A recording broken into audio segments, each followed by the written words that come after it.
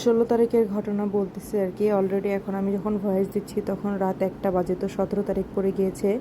তো 16 তারিখে আমি ঘুম থেকে উঠে যখন দুপুরের খাবারের জন্য ভাত বসাই, তারপরে আমি জানলা খুলে খেয়াল করতে পারি যে বাইরে ঝুম বৃষ্টি হচ্ছে। আর বৃষ্টি দেখেই তো বুঝতে পারতেছেন, মানে খিচুড়ি খাওয়ার জন্য আমার জিভে পোড়া জল চলে আসছে। তো কি আর করার, দুপুরে তো ভাত খাইছি, পরে চিন্তা করলাম যে না থাক, রাতে একটু খিচুড়ি খাবো।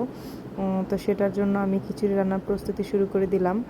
আর খিচুড়ি খেতে খেতে একটা আপুর খুব রিকোয়েস্টেড একটা ঘটনা শেয়ার করবো, যেটা হচ্ছে সে আমার প্রেম এবং বিয়েটা শুনতে চেয়েছে।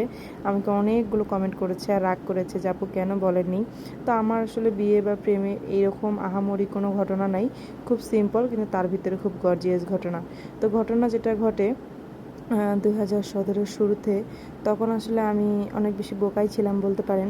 তো কোনো একটা ফ্যাক্সের দোকানে দাঁড়ায় দাঁড়ায় আমি আমার নাম্বারে লোড দেওয়ার জন্য নাম্বার বলতেছিলাম। তো সাইডের থেকে কোনো একটা চালাক চতুর ব্যক্তি আমার নাম্বারটা টুকে নেয়। তো সে ছিল হচ্ছে আপনার ভাইয়ার বন্ধু।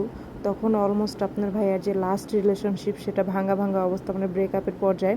তো তখন সে আমার নাম্বারটা নিয়ে তাকে দেয় এবং বলে যে বন্ধু, এই মেয়েটার সাথে তুই প্রেম করিস, মানে মেয়েটাকে তোর সঙ্গে খুব ভালো মানাবে।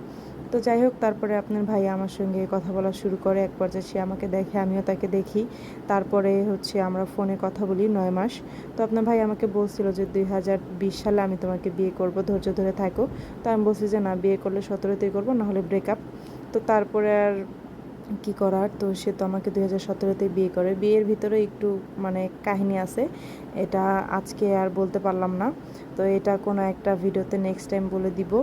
তো এই তো আমি আসলে খিচুড়ি রান্না করতে করতে আমার ফ্রেন্ড চলে আসে, তো এই জন্য আমি আর খিচুড়ির শেষে মানে ফিনিশিংয়ের কোনো লুক নিতে পারি না। এই তো আজকে ছিল খিচুড়ি আর মাংস।